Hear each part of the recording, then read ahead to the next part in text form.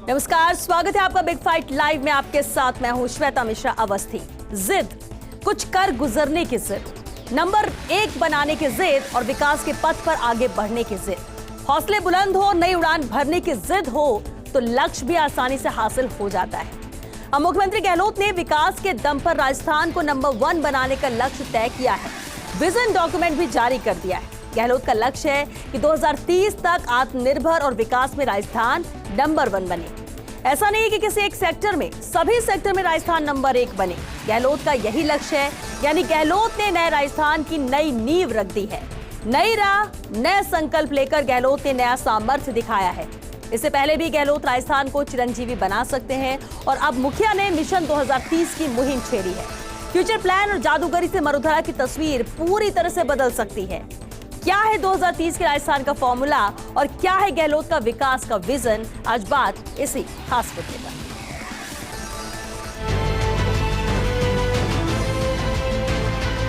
Mission 2030 ये सबके लिए है, राजस्थान वासियों के लिए है।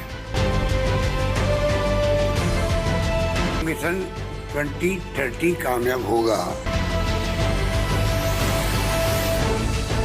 और ERCP इतनी बड़ी योजना जो पिछली गवर्नमेंट बनाई हुई है, अब राष्ट्रीय परियोजना घोषित नहीं करने की जिद पकड़ रखी है और हमारी जिद है, अगर वो नहीं करेंगे तो हम करके दिखाएंगे राजस्थान का ERCP योजना पूरी करके।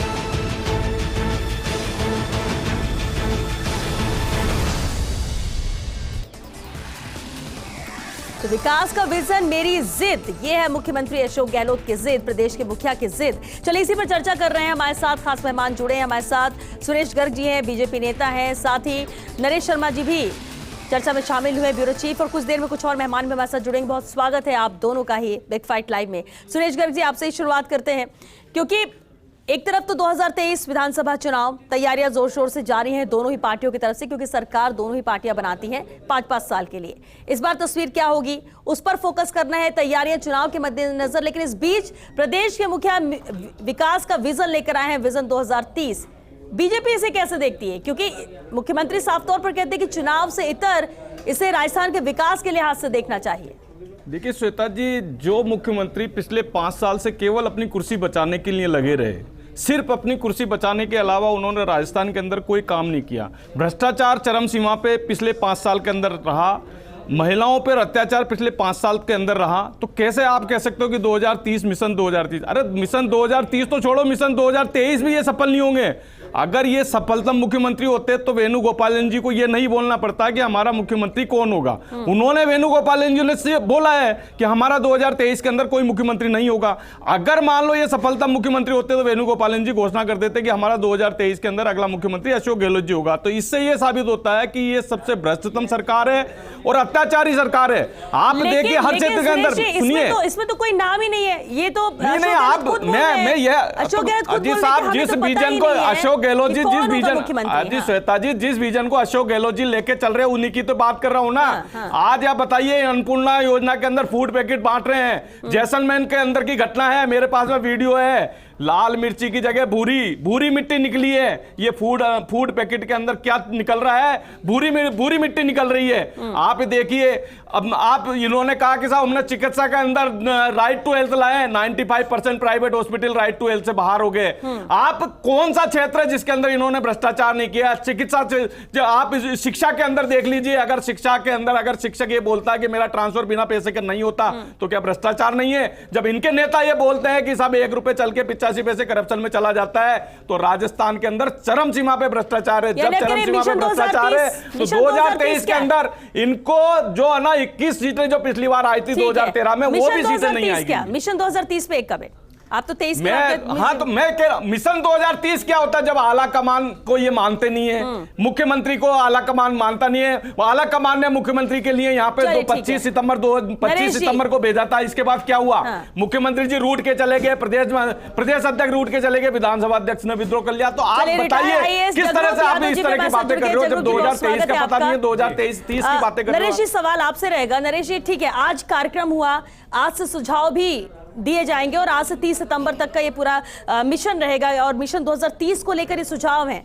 मिशन, इसको लेकर डॉक्यूमेंट भी बनेगा, बहुत सारी प्लानिंग तैयारी है 2030 को लेकर।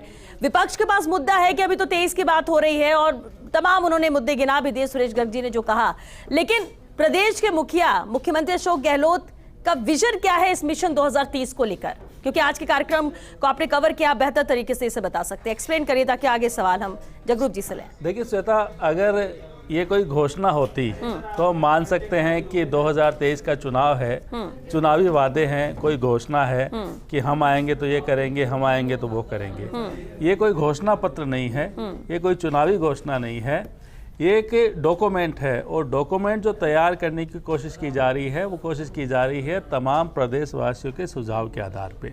इसको सीधा सीधा ये समझिए कि 2030 का 2030 का राजस्थान कैसा होना चाहिए, लोग क्या सोचते हैं, किस तरह से आगे बढ़ना चाहिए। इसमें कोई ये घोषणा नहीं है कि साहब हम ये हॉस्पिटल खोल रहे हैं, हम ये सड़क बना रहे हैं। लोग क्या चाहते हैं, तो जब तक एक डॉक्यूमेंट नहीं बनेगा, एक विजन नहीं बनेगा, हम चाहते क्या हैं, हम करना क्या चाहते हैं, 2030 का हमारा राजस्थान कैसा होगा। जब देश स्वतंत्र हुआ था तब भी कई जो कह सकते हैं नवनिर्माण के लिए योजना बनी थी।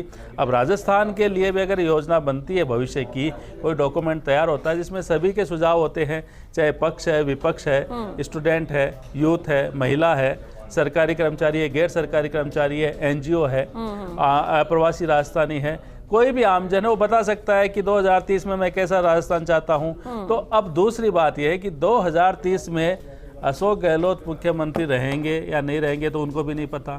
सरकार कांग्रेस की रहेगी, बीजेपी की रहेगी, ये न अशोक गहलोत को पता, न भाजपा के जो नेता है उनको पता है। खुद मुख्यमंत्री ने ये कहा है कि मुझे नहीं पता उस समय कौन होगा, लेकिन ये सभी की ड्यूटी है कि राजस्थान तब का कैसा हो, उसके लिए जरूर प्रयास होना चाहिए। तो अगर ऐसा कोई डॉक्यूमेंट तैयार होता है तो मुझे लगता है इसमें सक्रियता से भाग लेना चाहिए। कोई ये तो इस तरह से देख सकते हैं कि ये तो हेल्पफुल हर किसी के रहेगा, किसी की भी सरकार हो, कोई भी मुख्यमंत्री बने, आपके पास रिटर्न डॉक्यूमेंट है, आपको पता है कि राजस्थान के विकास के लिए क्या चीजें जरूरी है और ये प्रदेश की जनता ही चाहती है, तो वो तो उसी के लिए मददगार साबित होगा। आरसी चौधरी जी भी हमारे साथ जुड़ गए, महासचिव पीसीसी, बहुत स्वागत है आरसी जी। क्योंकि रिएक्शन जगरूप जी से ले, उससे पहले आरसी जी आपसे जरूर चाहेंगे, क्योंकि कांग्रेस की बात हो रही है, कांग्रेस के मुखिया प्रदेश के जब ये कहते हैं कि हम विजन हमारा साफ है, मिशन 2030 लेकर हम चल रहे हैं। हालांकि बहुत सारी चीजें सुरेश गर्ग जी ने नेगेटिव यहाँ पर काउंट करा दी, आप थोड़ा देरी से जुड़े, लेकिन आरसी जी जो विजन लेकर चल रहे हैं मुख्यमंत्री, क्योंकि अभी तो 2023 है, पूरा फोकस चुनाव होना चाहिए, लेकिन इस बीच ये डॉक्यूमेंटेड फॉर्म में ये सुझाव सबके लेना, 1 महीने का वक्त देना और इसमें सब सुझाव दें, उसे एक डॉक्यूमेंट का रूप देंगे, इसके पीछे की मंशा क्या है? क्या वाकई में, क्योंकि भविष्य क्या है सरकार का, सत्ता में रहने के राजस्थान का, यह भी किसी को नहीं पता।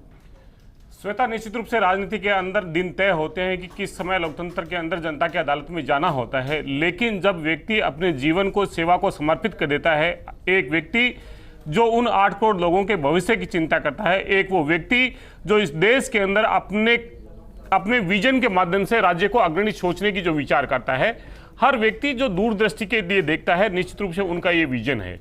कोई भी सरकार रहे, राजस्थान की 8 करोड़ जनता का ये विजन है जो माननीय मुख्यमंत्री जी ने 8 करोड़ जनता के सामने रखा है। और ये विजन सिर्फ आज हमारा नहीं, आने वाली पीढ़ियों का विजन है। यही राजस्थान होता था जिसे बीमारू प्रदेश के तौर पे जाना जाता था। बाड़मेर एक सजा के तौर पे आता था कि बाड़मेर अगर पोस्टिंग कर दी जाएगी तो एक सजा के तौर पे होगा, रिश्ता नहीं करना चाहते थे। आज वही बाड़मेर यूपी की सरकार और अशोक गहलोत जी की विजन से जहां पे पानी नहीं था वहां पे तेल की धारा बह रही है। इसलिए मैं कहना चाहूंगा कि सत्ता के लिए लोग काम करने वाले निश्चित रूप से बहुत से राजनीतिक दल हैं जो लोकतंत्र के अंदर बहुमत से, आप जानते हैं, फैसला होता है, विकास पे नहीं विभाजन की राजनीति करते हैं। लेकिन माननीय मुख्यमंत्री ने सदैव जनता की अदालत के बीच में अपने 1 वर्ष के कार्यकाल का लेखा जोखा, 5 साल की उपलब्धियां और 2030 का विजन, किसका नहीं होगा? क्या हमारा सबका, हमारे जीवन के लिए आगे का कोई विजन नहीं है? हमारे परिवार बच्चों के लिए सोचते नहीं है? तो एक अभिभावक के तौर पे जो माननीय मुख्यमंत्री जी ने जो संकल्प के लिए रखा है, सोचा है मुख्यमंत्री ने, और इसीलिए ये मिशन है 2030 का। जगरूप यादव जी, सरकार कोई भी हो, जब वो कुछ सोचती है बेहतर के लिए, कुछ प्लान करती है, कुछ योजना बनाती है, तो उसमें प्रशासनिक स्तर पर रोल बहुत अहम हो जाता है कि उसे इंप्लीमेंट करना है जो नई चीजें आई हैं।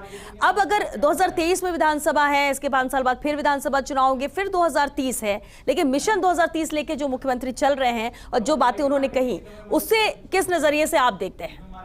श्वेता जी, मैं यही कहना चाहूंगा कि देखिए, हजारों साल नरगिस अपनी बेनूरी पे रोती है, बड़ी मुश्किल से होता है चमन में दीदावर पैदा। ये संकल्पना लेके कि हमारे पास या कितने संसाधन हैं, हमारे शिक्षा के क्षेत्र में क्या वांछनीय है, आर्थिक क्षेत्र में हमारे को किस तरह से गति और प्रगति पकड़नी है, ताकि इंक्लूसिव डेवलपमेंट हो।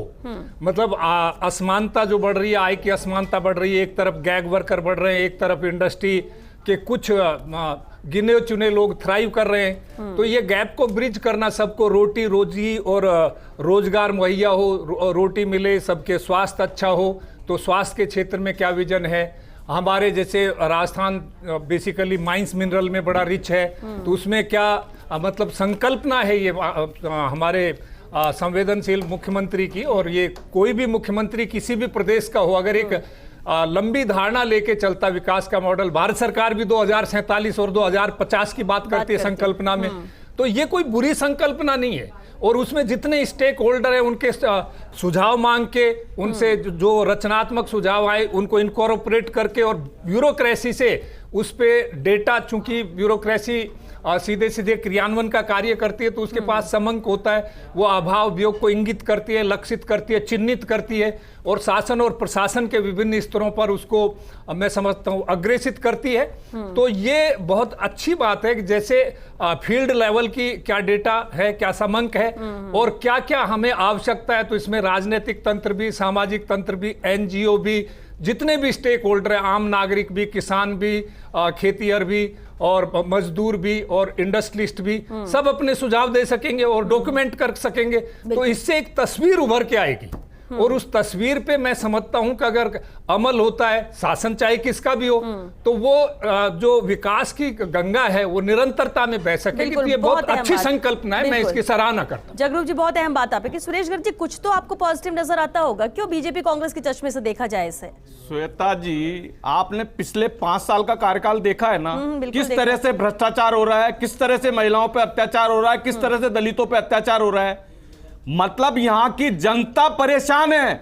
जनता यह चाहती है कि राजस्थान में सुख शांति रहे, जनता चाहती है कि राजस्थान में भ्रष्टाचार नहीं हो, लेकिन आज राजस्थान में पग पग पे भ्रष्टाचार है। कौन सा ऐसा डिपार्टमेंट है उसमें भ्रष्टाचार नहीं है? जो 2018 के अंदर बेरोजगारी दर 3.2 थी, आज 28% राजस्थान की बेरोजगारी दर है। जो हमने 2018 के अंदर वेट के अंदर, हम किस मुद्दे पे बात कर रहे हैं? हम इनके जो विजन, मैं ये कहना चाह रहा हूं कि अगर इनका विजन 2030 की बात कर रहे हो, भैया 2000, आप तो इसे 5 साल का कार्यकाल का बताओ ना, आप कौन सी उपलब्धि है राजस्थान की जो आपने किया है? भ्रष्टाचार के अलावा कुछ किया हो तो बता दीजिए, कुर्सी बचाने के अलावा कुछ किया हो तो बता दीजिए आप। चलिए आरसी जी से सुन लेते हैं। श्वेता जी, मैं कहना चाहूंगा कि निश्चित रूप से राजस्थान के 8 करोड़ जनता के लिए संकल्प है। इस संकल्प के अंदर मैं चाहता हूं, सुन लीजिए, आप अवसर दीजिए, आप बहुत ठगी महसूस कर रही है आज 8 करोड़ की जनता, हमसे आपके झूठे वादे की वजह से हम ठगी महसूस कर रही है। जरा जवाब ले लेते हैं, आरसी जी बोल रहे हैं ना। आरसी जी, मैं कहना चाहूंगा कि हम एक जिम्मेदार सरकार के जिम्मेदार प्रवक्ता हूं, मैं संगठन का प्रवक्ता हूं, क्योंकि राजस्थान की 8 करोड़ जनता ने हमें भरोसा करके इस लोकतंत्र के अंदर हमें ये सरकार चलाने के लिए जिम्मेदारी दी। आज राजस्थान स्वास्थ्य के अंदर नंबर 1 है देश के अंदर। भारतीय जनता पार्टी और डबल इंजन की सरकार बता सकती है कहां पे ये किया। सबसे ज्यादा लाइफ इंश्योरेंस राजस्थान के अंदर है। संपूर्ण अगर कोई फ्री इलाज होता है तो वो राजस्थान में होता है। नए सब सेंटर अगर खोलने का सबसे ज्यादा कहीं पर आयाम रखा तो वो राजस्थान की सरकार ने रखा। CHCO, मेडिकल कॉलेज, ये सब हमने खोले। बिल्कुल, योजनाएं सरकार की आमजन से जुड़ी हुई है, लोग राहत महसूस कर रहे हैं, फायदा उन्हें मिल रहा है। श्वेता जी से पूछिए ना कौन सी राहत है, आज जनता दुखी है। श्वेता जी, 40 पैसे प्रति यूनिट का बिल आ रहा है। श्वेता जी, पेट्रोल डीजल 2018 के अंदर वेट था, वो दे दीजिए जनता को। श्वेता जी, ये भारतीय जनता पार्टी अपना चरित्र बना चुकी है कि कांग्रेस सरकार की उपलब्धियां राजस्थान की जनता के सम्मुख नहीं जाए। ये नकारात्मक राजनीति करते हैं, तथ्यहीन राजनीति करते हैं, आधारहीन आरोप लगाते हैं। आप एनसीआरबी का डाटा उठाइए, भारतीय जनता पार्टी के नेता को सामने आ जाएगा। यहाँ पे टीवी पे बैठ के अनकर आरोप लगाते हैं। बात कर रहे हैं सुरेश गर्ग जी, लेकिन इसके साथ साथ जिद जो है ना ARCP को लेकर भी है।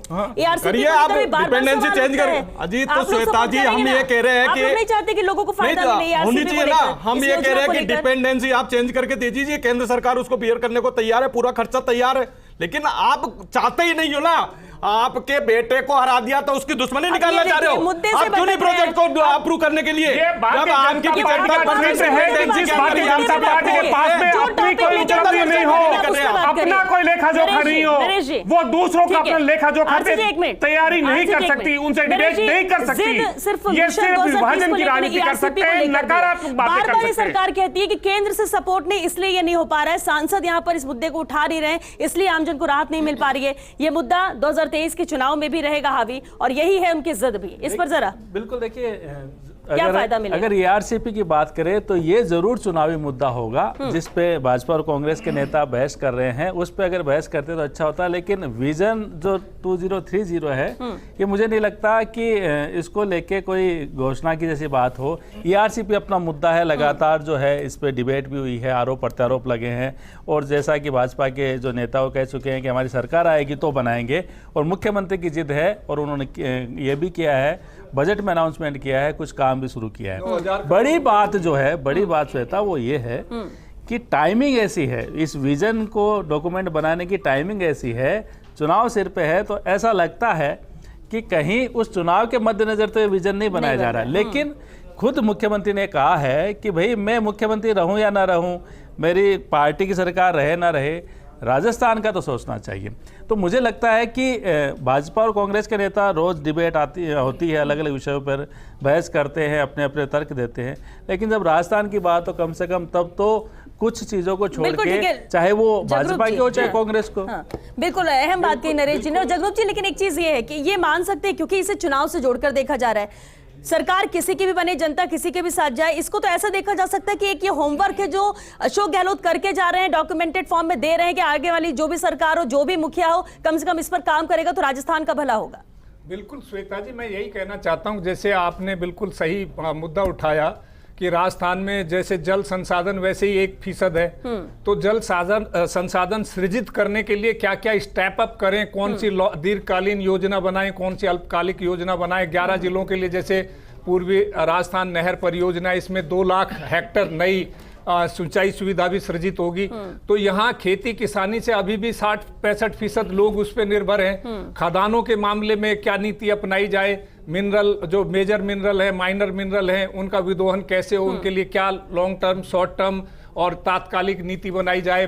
बिजली उत्पादन की दृष्टि से सोलर एनर्जी पे, तो ये सारी चीजें, ये विजन डॉक्यूमेंट के बाद में याद है कि क्यों नहीं मिलता, 5 साल निकलने के बाद में याद है कि देखिए क्यों नहीं आज माइंस में घोटाला हो रहा है, क्यों नहीं रोका आपने? बिजली के अंदर मतलब 12 रुपए 40 पैसे की यूनिट में बेच रहे हो आप। सुरेश जी, एक मिनट। हाँ, मैं ये कहना चाहता हूँ, वो आप आपस में राजनीतिक विवाद करें जब बोले, तो ये सारे समंक होते हैं कि जैसे आम जन को क्या क्या परेशानियां होती हैं, तो शासन और प्रशासन के पास ये समंक होते हैं, तो उनपे संसाधन इतने नहीं होते कि एक साथ सारी चीजों को आप कर लो श्वेता जी।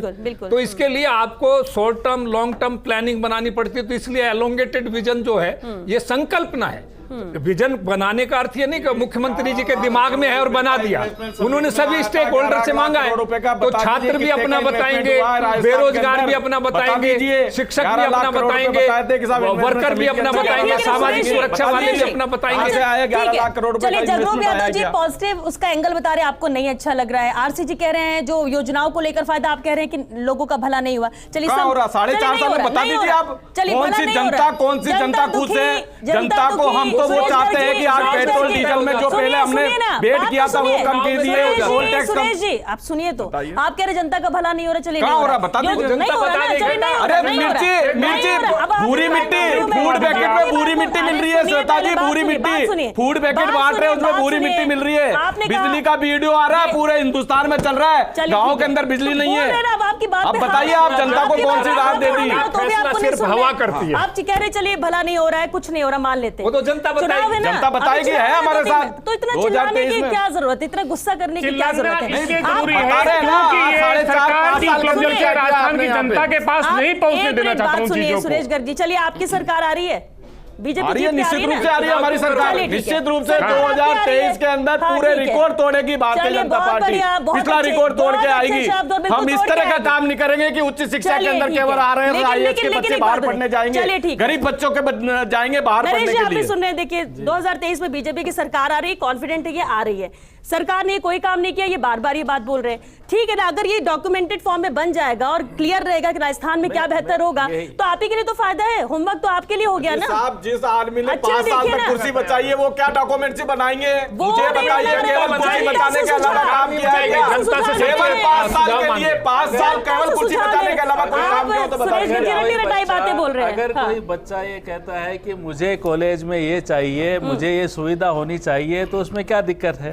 कोई ये एक परिकल्पना है। 200 बच्चे गरीब आदमी नहीं मिलेंगे राजस्थान के अंदर 8 करोड़ की संख्या में जो आरआईएस और आईएएस के बच्चे। अगर कोई प्रोजेक्ट बनता है, अगर कोई प्रोजेक्ट बनता है, हो गया आरसी जी। हाँ श्वेता जी, मैं ये कहना चाहूंगा कि मुख्यमंत्री जी का एक सपना है भविष्य के लिए, राजस्थान की 8 करोड़ जनता के लिए, उनके जीवन के लिए एक रचनात्मक विजन है। इस रचनात्मक विजन के अंदर भारतीय जनता पार्टी अगर साहस करे तो वो अपने सुझाव दे सकती है, जो माननीय मुख्यमंत्री जी ने भी आमंत्रित किए हैं, उस हर वर्ग से आमंत्रित किए हैं। लेकिन भारतीय जनता पार्टी इसलिए बौखलाहट और विचलित हो रही है कि उपचुनाव के अंदर नंबर 3 और 4 पे पहुंच गई। अपना अस्तित्व तलाशने के लिए इस प्रकार का नकारात्मक माहौल रचनात्मक जब लोगों के लिए हो तो नहीं करना चाहिए। मैं इन्होंने कहा कि राजस्थान ने क्या पाया? राजस्थान की 8 करोड़ जनता को राइट टू हेल्थ दिया, कानूनी अधिकार है, किसी की भी सरकार बने, ये हम सब ने दिया। मिनिमम गारंटी एक्ट दिया कि राजस्थान के लोगों को मिनिमम गारंटी किसी भी सरकार को देनी पड़ेगी। राजस्थान की सरकार ने इंदिरा गांधी शहरी रोजगार गारंटी एक्ट दिया कि लोगों को रोजगार 15 दिन में देना पड़ेगा। जो काम ये कर रहे हैं वही काम अब आप करने जा रहे हैं। विजन पे आप बहस करिए। आप ये बताइए कि भाई हमारा चुनावी घोषणा नहीं है, हम राजस्थान की घोषणा, ये बताइए ना आप क्यों सरकार ने क्या किया क्या नहीं किया इस बहस में कराने की जरूरत है? आप ये बताइए कि आपने विजन क्यों बना रहे हैं, ये बताइए आप तो साहब तुष्टिकरण किया है, पीएफआई को परमिशन दे रहे हैं यहाँ पे रैली निकालने के लिए, ये किया इन्होंने तो और क्या किया है कि राजस्थान की 8 करोड़ जनता जो आर्थिक विकास की दर से राजस्थान आज देश के अंदर नंबर 2 राज्य बना। ये माननीय मुख्यमंत्री का संकल्प था, जो बीमारू प्रदेश होता था। आज क्या वजह है? 0 सबसे ज्यादा सरकारी रोजगार देने का अगर कोई काम किया तो राजस्थान की सरकार ने किया। सबसे ज्यादा अगर कोई सरकारी रोजगार दिया तो राजस्थान की सरकार ने दिया। केंद्र की सरकार ने वो संस्थान बंद किए। भारतीय जनता पार्टी आज ये प्रण करके आई थी कि हमें इस डिबेट को डिस्टर्ब करना है। भारतीय जनता पार्टी का चलिए ठीक है, कांग्रेस ने अपनी बात रखी, बीजेपी अपनी तरफ से बात रख रही है, लेकिन इतना जरूर है कि इसे चुनाव से जोड़कर ना देखिए। ये तो मुखिया भी कह रहे हैं, अशोक गहलोत कह रहे हैं कि कोई ये 2023 के लिए नहीं कि हम वादे कर लें, बातें कर लें, इसके बाद चुनाव में जनता में वोट दे दे। ये 2030 के लिए, सरकार किसी की भी हो, मुखिया कोई भी हो, उसके लिए ये डॉक्यूमेंट है। और दूसरी बात है कि सुझाव मांगे जा रहे हैं ना, आप भी सुझाव दीजिए। जो आप विरोध कर रहे हैं आप भी सुझाव दीजिए। सब काम गलत किया हो, गड़बड़ किया हो, मान लेते हैं, अच्छी बातों को आप सुझाव दे दीजिए। वो तो स्वीकार कर रहे हैं ना, वो तो डॉक्यूमेंटेड कह रहे हैं कि करेंगे। तो बेहतर ये है कि सुझाव आप लोग दीजिए। 2030 ये मिशन की बात हो रही है, ये कोई विजन अभी 2023 का नहीं है। कम से कम इस बात को ध्यान में रखिए। और अच्छी बात है कि राजस्थान का भला होता है तो कोई भी करे, और उसमें अहम रोल पूरे राजस्थान का हो, यहाँ की जनता का हो, तो और भी अच्छी बात है। चलिए इसी के साथ बिग फाइट लाइव में आज के लिए बस इतना ही। दीजिए इजाजत, नमस्कार।